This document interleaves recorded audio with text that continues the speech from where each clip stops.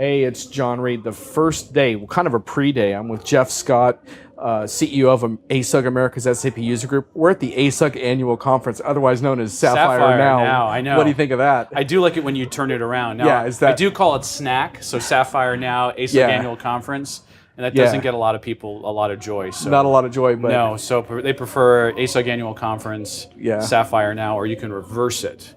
Well, last time we had a talk, you and I both got into trouble, and you got a little petulant with me about ASUG's visibility versus other user groups and stuff. This was really good. So I am missing the fern, though. If you recall, sorry last about the time fern. we were in Vegas, and it Yes. felt like a very Zach Galifianakis Yes. thing between two ferns. Your fern is much lower, yes, this much is the best less we could impressive. get.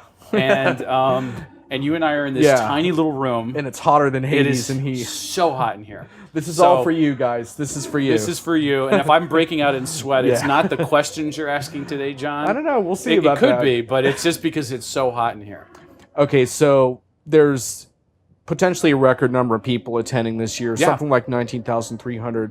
We're still trying to we're still trying to understand why that is, but nothing's really happened yet because this is the only day that your busy schedule will permit. So you 'cause haven't it's all done about me. your keynote yet. We No. haven't seen McDermott's keynote, but what are you hoping to accomplish from an ASUG perspective this week? So I think first and foremost, this is a great show this year. So, I believe that attendance is going to be up somewhere in the neighborhood of 8% based on the numbers that we see, and we share those numbers with SAP, and we watch this together, and it's a great partnership. And the show floor has been redone. It looks brilliant. The ASUG area, the ASUG hub has been redone. Looks wonderful. It's inviting. It's warm. I think it really sets a tone, and a very important tone, about what is the future of technology, the future of digital transformation, the future of how we all come together to think about how do we implement this incredibly important technology for our organizations, our ecosystems, our communities. So what am I looking to hear about this week? One is product roadmaps, right? How do we move a great deal of the customers? And we do a lot of education throughout the year, well over 150 to 200 types of different chapter meetings and things like that. And no one is saying, I am never, ever, ever moving to S4. I'm not hearing that, and that's a year later, right? So, last year there was kind of this curiosity. Yeah. And this year I'm not hearing sentiment that says no. But I am hearing sentiment that says when, how, why, how do I sell that to my peers? How do I sell that to my boss? How do I plan for that? So I think there's a lot of questions around that. So I'd like to see some of that become clearer. I think that's going to take a lot of advocacy post-event for people to say, okay, got it, got all the nuggets from the keynotes. Now how do I take those and bring those through my planning process going into 2017? So I would love to see that. I think a conversation around what does the future of digital transformation hold? How do we think about it? How do we plan for it? How do I make sure that my investments in my core technology today is relevant? So I'm interested in talk tracks around that. And I would like to understand, 8% increase, what are people looking at? So we're going to do some market research when we're here, understanding, what brought you in? Are you here because these messages are important to you and you're trying to understand better how to plan and strategize your future on the SAP platform? Are you here because maybe you're coming to this event and maybe not going to go to other events this year? What's really happening? And it's a puzzle for me. Right. I'm going to be doing a huge amount of S/4HANA customer interviews, so I'm going to be asking a lot of interesting questions, I think, around business case development, which is what I'm particularly interested in.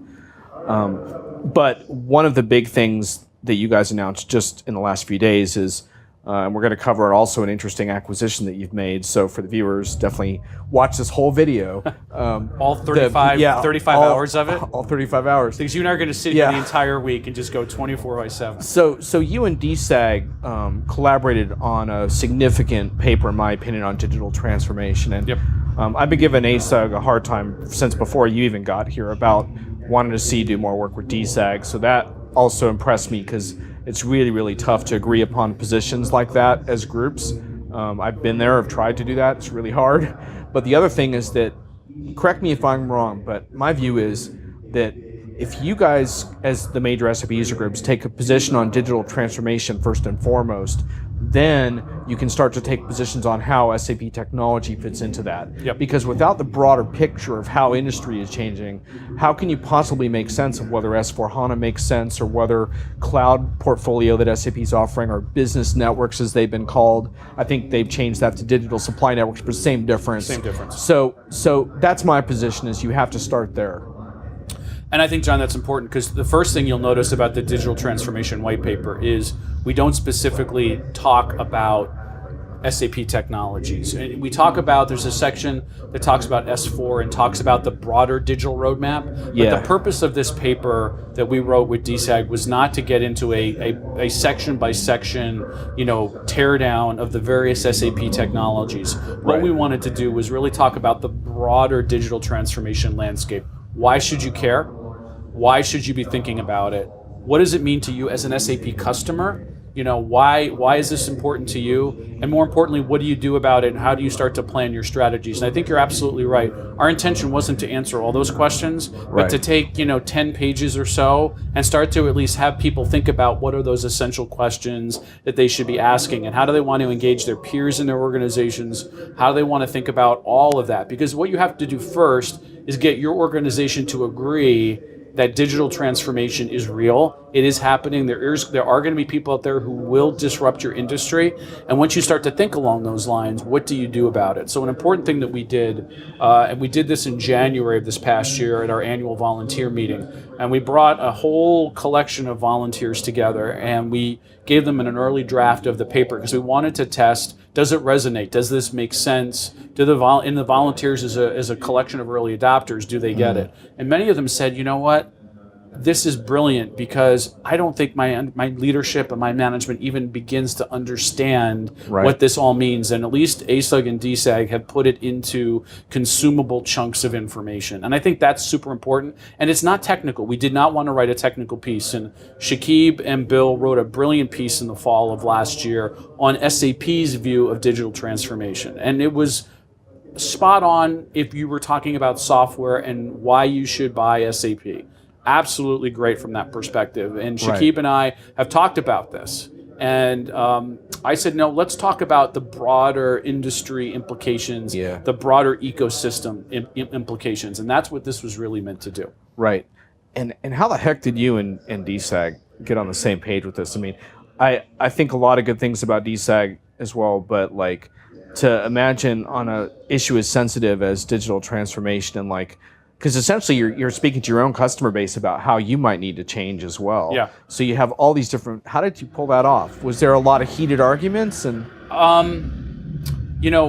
Language matters, right? And so the first kind of piece that we had to get kind of set on was, how do we want to talk about this? Yeah. The piece itself, if you kind of want the backstory and the backstage, I want right? the drama, the drama. That's this is like our own version of Game of Thrones, right? Yeah, exactly. Or The Walking Dead, right? That's what I was hoping. Actually, so the roots of the paper were collaborated with DSAG from the very early days. So the impetus of this was we had members of the ASUG board in Heidelberg for a week-long conversation with SAP in Waldorf. So we went into the back room of a pub on a fall afternoon and just started talking about digital transformation through the eyes of 5 CIOs. Okay. Right? And then watching them have this interaction was incredibly important, and that was really the beginnings. And we have pages and pages of notes of their beliefs, and to see people from the chemicals industry, the services industry, the fashion industry,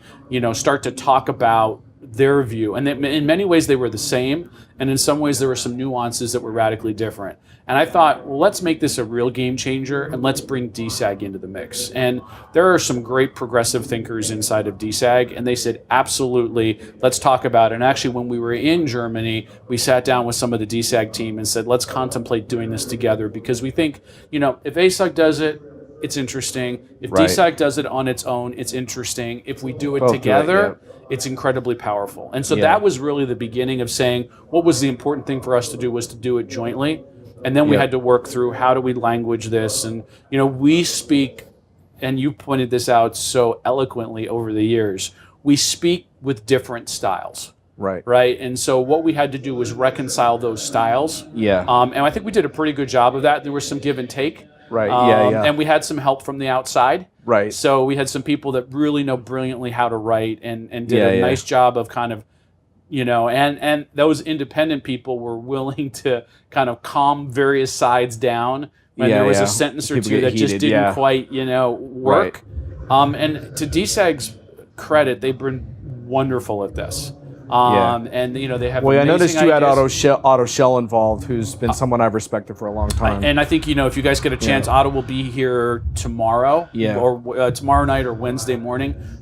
Grab Otto for this conversation. Totally. Otto and I have developed a tremendous working relationship and respect for each other as we've navigated through it, and the whole DSAG organization has been behind this all the way. And I think this is why we should do more of these. Right. Now, and I think the thing is that Sujin, which is the global user group organization, kind of this organization, and it's not a hierarchy. It came to prominence during the enterprise support debacle. Right. And then sort of faded from view to a large extent. Correct. Right. Yeah. So it's here. But the two of us connecting was difficult enough. I can't imagine what it would take to do something across 26 some odd user communities. I think we would start it today, and we would be done sometime in the next decade. Your industry would be fully disrupted by the time. I think each doing this would be disrupted. With fully automatic cars and all that stuff, and And I would still have 5 pages written. And it'd be like just trying to struggle to the 6th. And we saw this in very similar ways, DSAG and us, and I think that's really the positive of it. So there is a printed copy of it. It is available during the show. You can download it from ASUG.com, DSAG.com. I think DSAG has now translated it into German. Cool. So the German community can see it as well.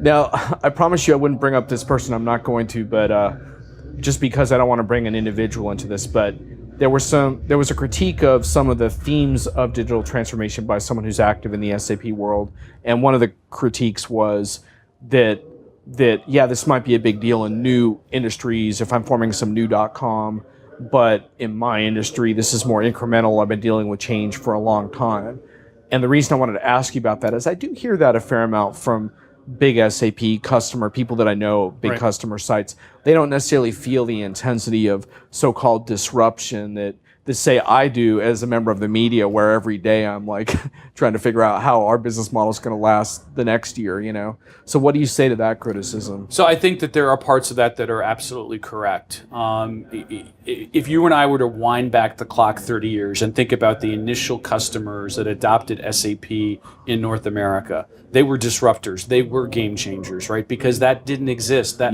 concept of the ERP was brand new back then, right? And so this group has been moving that forward over all these years. And so the tagline for ASUG this year, if you've been walking around the theater and walking around the show floor, is ASUG, our 25th anniversary, 25 years of disruption.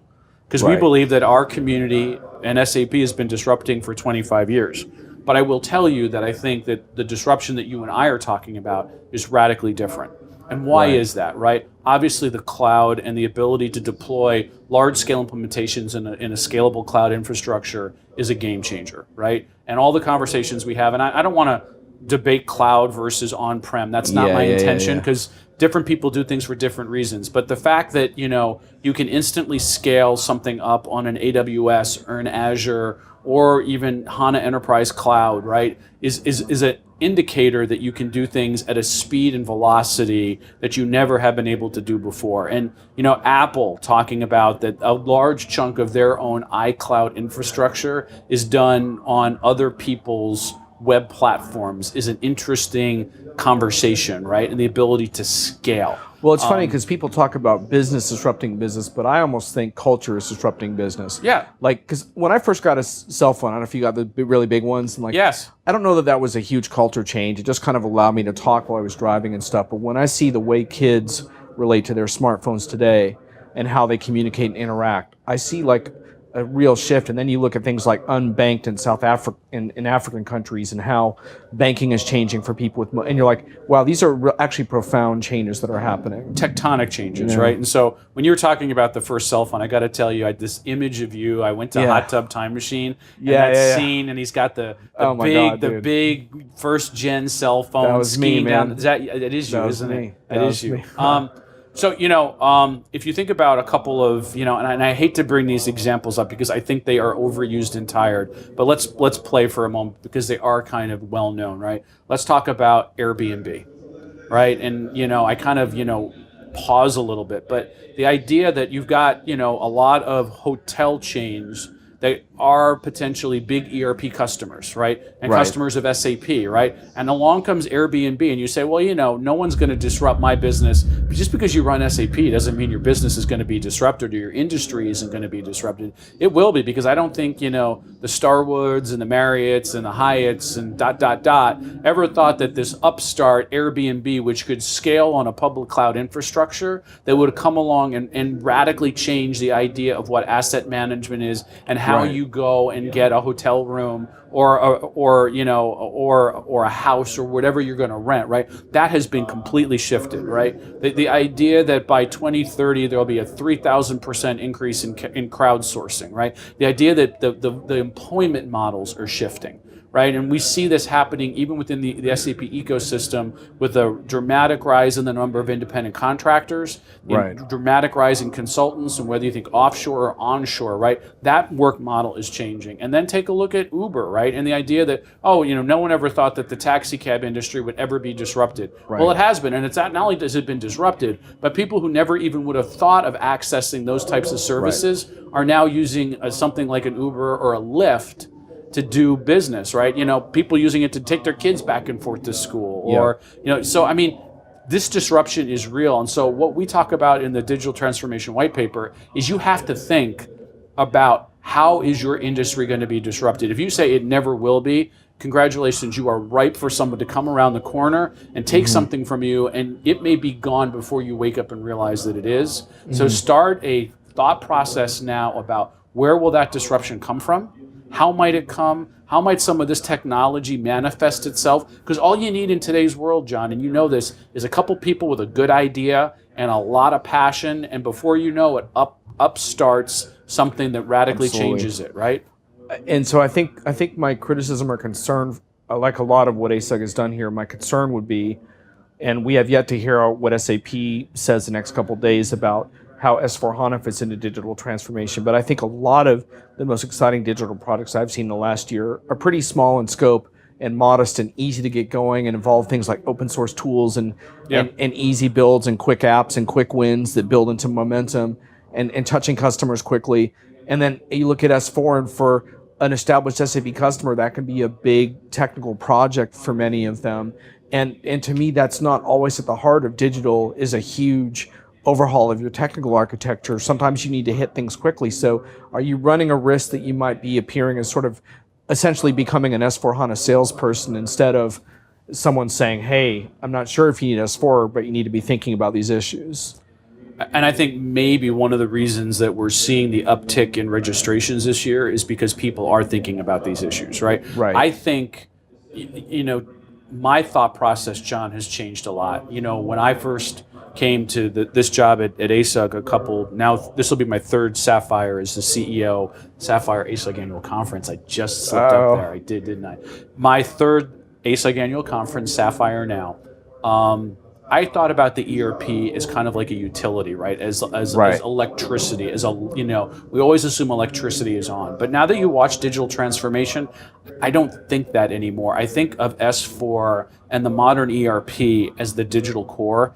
And I think it's just as important to understand how your business is operating. I don't subscribe to the belief that the way you do that is to fracture out pieces and parts of this. So I don't buy a model that says I'm going to go implement best of breed everywhere, or what I think is best of breed today, and create this hodgepodge mess, right? I think it has to be a digital core. So what does that mean? We have to shed, right? We have to get everything crunched back down again. And by the way, none of these things are new or different. So are you really customizing for the right reasons? Are you customizing because it's magic sauce and you need that because it's a competitive differentiator for you? If you're doing that, go. If you're just doing it because someone's complaining today and it doesn't make a whole lot of sense, but you throw your hands up and say, fine, I'll do it. This is how we want the process to work. This is how we want the process. I don't know how to configure that, so I'll write an ABAP customization, whatever, right? So I think do that. Get your number of instances down, right? So get down to the manageable few instead of the leisurely many, right? And I think that shedding process will then get you back to the ability to innovate in a really fast way. And that is the one thing that I can't talk about enough with the ASUG community, is you have to be prepared for this new generation of digital disruption. And I think the great joy of all of our customers of SAP is they have years and years and years of intelligence about their customers, about their products, and what works in their markets. Yes, the markets are shifting and the needs of today may not be reflective of yesterday, but take that information and turn it into a huge asset. And if you can't turn it into an asset, get rid of it and get it out of your core, because it's just going to bog you down. Right. So you're not necessarily selling S/4HANA in all situations then?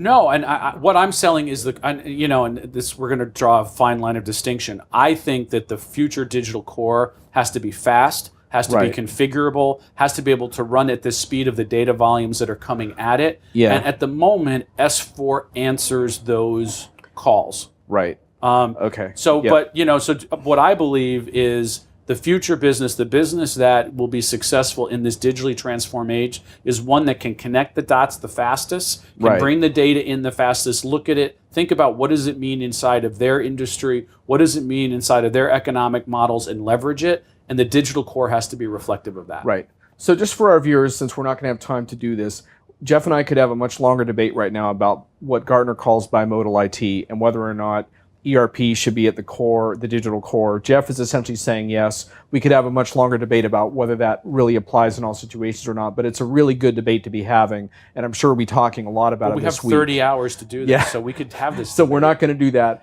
But the other thing I wanted to just mention about the paper when you guys pick up this digital transformation paper is that you guys do review 5 key challenges that companies are going to face along the way. And it's neat that you guys each have a response from DSAG, ASUG, combined response to each one of those challenges. So I recommend folks check that out. And I think from a global perspective, John, right, that, we talk about digital transformation. Our global economy, but our global political system is not digitizing at the same rate of speed. So if you are a global customer or a global producer of something and you are operating in multiple geographies, this is a mind-boggling complex problem for you, because North America isn't moving at the same rate as Europe. Europe's not moving at the same rate as Asia. And so, it's easy for me just to sit down with you and kind of have this esoteric conversation about, this is all simple. But if I'm a CIO and I've got operations globally, this is very hard. And I've always believed that the reason that you implement a tool like SAP and why SAP is such an amazing software package is because it is here to help businesses that have complex problems solve them, right? So we've had this conversation about simplicity for some time. And I think conceptually simplicity makes all the sense in the world. We should be constantly driving to simpler solutions, but understand that most SAP customers are implementing SAP because they have complex processes, global processes, and they are at a certain size and scale. Well, and notice how SAP is shifting from run simple to run live, so I think they may have gotten your memo on that. Hopefully they have. Or at least one of our memos that we sent over the last couple of years. That's why I don't have as much hair as I used to. So we should wrap soon, but I do want to ask you, why did you buy the Eventful Group? Simple answer. We believe that events are a key enabler. The only way that we communicate as user groups, we have 3 core pillars. Well, technically you bought the Eventful Group in the US, I should say. Correct. You didn't, Correct, but that's the largest piece. So right. ASUG, 3 pillars: events, networking, influence. How do we do a lot of that? It's through events. Right. And so when we looked at our strategy and looked at our portfolio long term, it became clear to us that we have to be more impactful in events and we have to do them in new and different ways. And we started a conversation with Eventful and we sketched out a future that said, wouldn't it be cool if? And the Eventful team said, that is really cool. Wouldn't it be cool if we also did this? One thing led to another and it made perfect sense. So the idea here, John, is to create end-to-end communities, to have events feed content feed chapter meetings feed SIGs, and have it all return back again. We think that the ultimate ability for the community to educate itself and to propel forward is to have incredibly good events and to have a wide array of them and to do them incredibly well. And we think the Eventful Group is a huge asset in that opportunity. And by the way, the Eventful Group also, and now they're called Eventful Conferences here in North America, they do an amazing job at events that aren't necessarily core to SAP. And I love that. Industry events and stuff like that. And they did last smart week. Peeps, the Eventful Group. Great guys. And they, 2 of the 4 partners are now, our employees of Eventful Conferences. They're still with us. And that is really cool. I'll give you this. You surprised the crap out of me. And I will say ASUG doesn't surprise me very often. That's not the history of the organization. But you surprised me on that one. I was like, well, okay. I'm glad I could surprise you every so often. Because normally you surprise me. That was a twist. That was a plot twist. I think this is incredibly important. And I think it underscores the relevancy, and we are not interested in being yesterday's user community. We're interested in being a user community that is relevant today, tomorrow, and into the future. And the future modern digitally transformed user group looks very different than what it looked like a couple years ago. Well, and can I add to that I think that the future of user groups, in my view, is much more open and transparent. Now, there will obviously be member services, and I think you guys have done great work with influence councils with SAP, but we got to get SAP to be more open, Geoff. We got to have more of these conversations publicly, because you get people across the pond that care just as much about these issues. Why shouldn't they also be on these webinars, and why shouldn't SAP also be joining in these public conversations? So we got to nudge SAP, I think, a little further on that. I think that's very fair. And I think that the approach that we take from a North American perspective is to nudge, and not just to call out a problem and walk away, but call it a problem and articulate solutions from a number of different perspectives that say, here's how we would go about doing this, and maybe the answer is a collaboration in between. I think that one of the great strategic advantages that SAP has that others in this space don't is this tight collaboration and communication with the user community that is willing and able to extend this education out and help customers solve problems. Right. And what I would ask of SAP, and what I ask of SAP every time that we're together, is, will you please let us help solve these issues? And don't just think that you're the only people that can, because I think that this ability to come at a problem from multiple different angles is a differentiator. All right, well, we're going to hold you to that, and Diginomica is going to try to do our job to make us stink as well, so you can hold us to that part. I always do. I always do, John. We do need to wrap, but I'm going to give you 15 to 30 seconds. I know you wanted to shout out your community advocates, so please, just parting shot on them. So again, the historic view of ASUG was, hey, companies come together, tell us what you want to talk about, get kind of a force going, and we'll create a community. And my thought was that takes a lot of time, and by the time you get there, the problem is already probably reached its peak and come down the other side. So what ASUG is doing now is we are deploying resources to help jumpstart communities that need a push, that wouldn't do it by themselves. And give us a quick list of the examples. So you've got HR, Yep. You've got S4HANA and the whole HANA platform. Yep. You've got the whole industry segment. So you've got Sherry Ann Meyer covering HR. You've got Kevin Riley covering HANA. You've got Paul Kurchina covering a whole wide array of IoT and digital transformation, and Chris Crone leading it. Okay. Well, we got at least one of them in the chair this week, so we'll pick it up there. You should Thanks have a all lot. 4 of them.